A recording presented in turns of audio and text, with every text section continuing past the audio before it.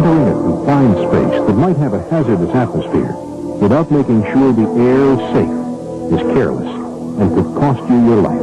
Hazardous atmospheric conditions cause 90% of all confined space fatalities. A confined space is any area that can be entered, has limited ways of getting in and out, and is not designed for continuous occupancy. Air doesn't move freely through most confined spaces, and with no air currents to flush the atmosphere, hazardous gases may collect inside the space. This makes testing the atmosphere a necessary step of confined space entry. Testing will warn you if the atmosphere is hazardous and identify the dangers so you'll be able to eliminate them. This program will help you understand atmospheric testing in confined spaces. You'll learn the three major atmospheric tests, the importance of calibration, and how to respond if testing proves the atmosphere unsafe.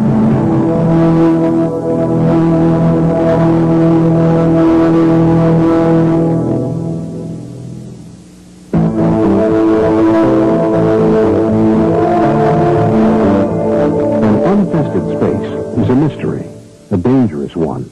If you do not solve this mystery, it could kill you. Let's narrow the unknown into what could await you in an untested confined space. You might find air that contains too little oxygen to support life. Breathing oxygen-deficient air causes loss of judgment, loss of coordination, fatigue, vomiting, unconsciousness, and ultimately, death. By the time you realize you are suffering from oxygen deficiency, your judgment is so impaired that you might not be able to save yourself. Then there is the chance the atmosphere itself will burst into flames.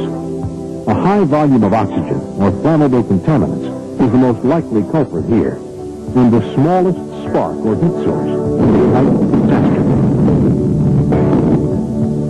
And then there are the poisons, or toxins.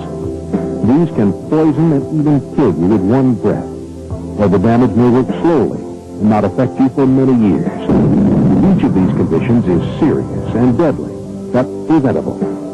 Atmospheric testing solves the mystery of these dangers lurking within a confined space.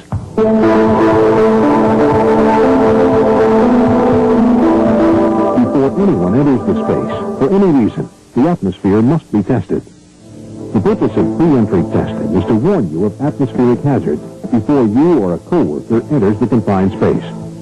Remember, the air must be tested before anyone enters the confined space for any reason. There are three main tests that will identify the atmospheric hazards of a confined space. The first is for oxygen content, the second test for flammability, and the third for toxicity. You always test the space for all possible hazards before entering. Never enter a space for any reason that has not been tested. Whether it is at the beginning of your shift, after lunch, or maybe you step out of the space to grab a tool or stretch your legs. Always retest that space before re-entering. To find out which tests are needed for a specific space, check the confined space entry permit. The permit will guide you through atmospheric testing. It tells you which tests are needed, the testing equipment and procedures to use, and the atmospheric conditions that are acceptable for safe entry. Perform all tests listed on the permit and enter the results on the permit form.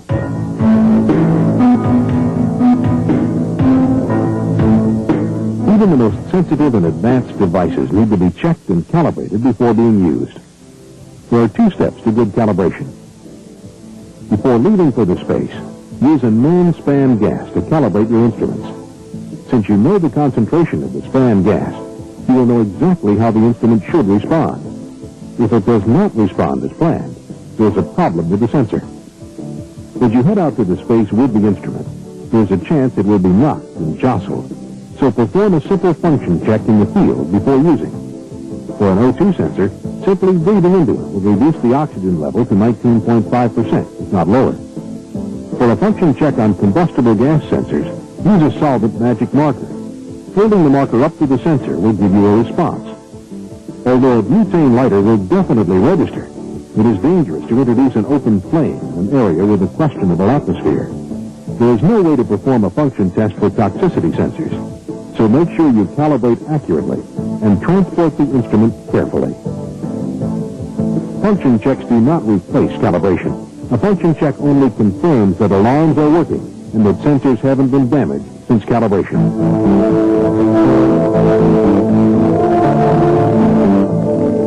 Before testing, be sure to check the battery and check sample hoses for obstructions or tightness. Be sure hoses and probes are long enough to sample the entire space. Know the time it takes to get a response after drawing a sample. Make sure you have calibrated properly and that the response and alarm set points are functioning. Initial tests of oxygen level, flammability, and toxicity must be performed from outside the space. Take samples through a pick hole or a slightly open cover on the side of the space to prevent wind or air pressure from blowing possible contaminants in your face. If ventilation is being used, turn the system off for pre-entry tests. After pre-entry testing, turn the system back on and retest the air. This will help determine the effectiveness of the ventilation system. Test all vertical levels of the space, top, middle, and bottom. Some hazardous gases, such as hydrogen sulfide, are heavier than air and will collect at the bottom of the space. Some, like methane, are lighter than air and will collect at the top. And others, like carbon monoxide, are about the same density as air and can be found in the middle level.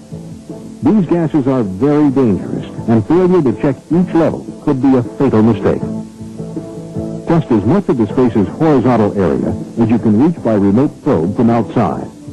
Hazardous materials can collect in pockets, and you must identify these areas before anyone enters.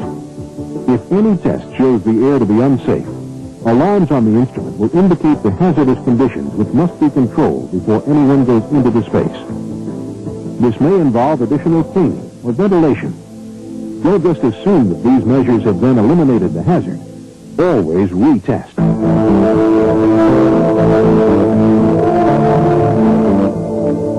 It's oxygen in the atmosphere that keeps us alive. Normal fresh air is about 21% oxygen. The air in a confined space is considered hazardous if its oxygen content is less than 19.5% or more than 23.5%.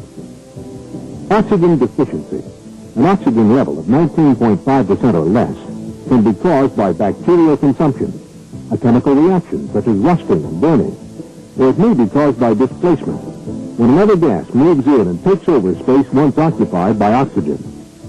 Air with more than 23.5% oxygen is oxygen-enriched. This is a severe fire hazard, since oxygen-enriched air can cause combustibles to burn violently. There are many different instruments for testing the air's oxygen content. These instruments can save your life, but you must use them correctly. Follow the manufacturer's instructions.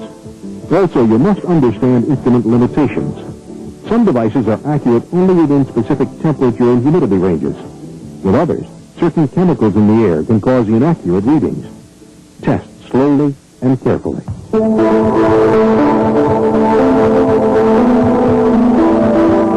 Flammable gases can be odorless and invisible. But if the concentration of a flammable gas is high enough, even a minor source of heat or spark can cause the air to burst into flames. The air in a confined space may be considered hazardous if the concentration of a flammable gas is greater than 10% of the lower flammable limit, LFL, or if the concentration of airborne combustible dust meets or exceeds its LFL. The LFL is the amount of a flammable required for an explosion or ignition to occur in normal air. Conduct a flammability test after the oxygen test, since many combustible gas indicators won't work if the air is oxygen deficient. It's important to remember to test throughout the space, from top to bottom, covering as much horizontal space as possible. Small pockets of flammable gas can ignite, even if surrounded by non-flammable gas. These pockets of gas can be missed by testing instruments. So don't rely on the minimum accepted safe level. Try and work with levels above the minimum for a safety cushion.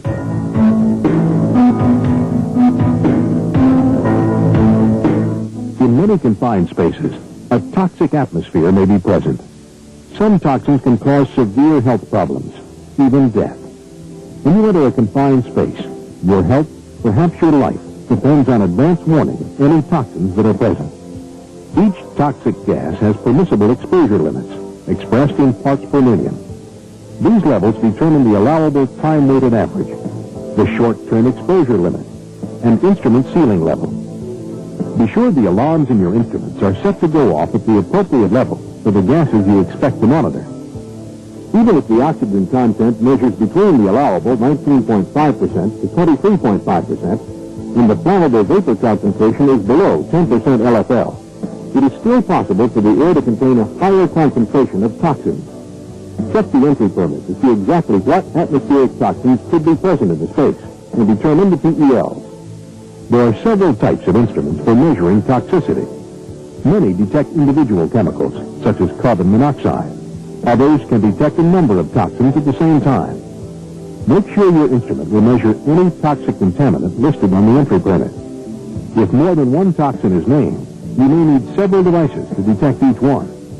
Do not use a combustible gas indicator to measure for toxicity.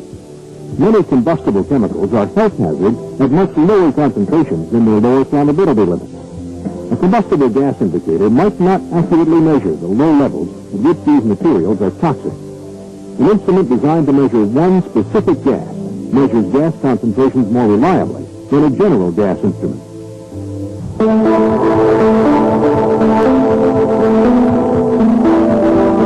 Pre-entry tests will determine whether or not the atmosphere in a confined space is safe before entry.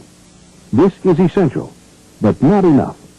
Your health depends on making sure the air remains safe the entire time you're working inside the space. Work performed within the space often changes the atmospheric conditions. In order to ensure that the atmosphere remains safe, continuous atmospheric testing is needed. Immediately after you enter the space, repeat all three tests. Check the top, middle, and bottom levels, and cover any area you couldn't reach from outside the space during pre-entry testing. Be especially thorough in areas where contaminants might leak into the space or accumulate, such as around pipes and irregular surfaces. If you must go into an untested area, wear a supplied air respirator until tests are complete.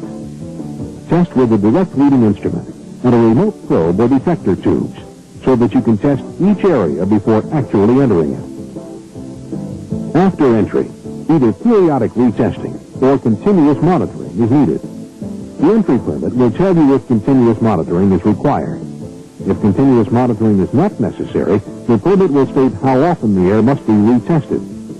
Continuous monitoring maximizes safety if you will be doing work that can create hazardous conditions inside the space. This includes scraping, scaling, using solvents, and performing hot work, since any of these operations can cause changes in the atmosphere of the space. Position monitoring instruments so that they monitor the air that you are breathing while working in the confined space. Don't forget the space needs to be tested every time it is entered. If the space is vacant during your lunch break, don't just assume because it was safe before you went to lunch that it is still safe. It must be tested before you re-enter the space. It also needs to be retested if work will be continued by a new shift of workers. If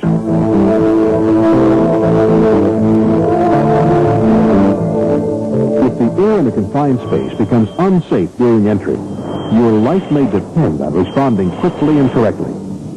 Get out of the space if the alarm on a testing device goes off, or if tests show the atmosphere has become hazardous. Stop all hot work at once if there's any possibility the air has become flammable. Evacuate the space immediately if toxin concentrations elevate above alarm levels. After evacuation, identify and control the source of trouble. Then retest the atmosphere before re-entering the space. The air we breathe is essential to life. When we inhale, we expect the air to be free of harmful gases and will supply enough oxygen to keep us alive. Usually this is the case. In a confined space, however, the situation is different. Here there is a very real chance that the atmosphere is hazardous. Never assume that the air in a confined space is safe. Always perform every test listed on the entry permit before you enter. Use accurately calibrated instruments and follow the proper procedures. If the air is unsafe, do whatever is needed to control the danger before entering. Testing. Testing. This is your only way of making sure you can leave once you have entered a confined space.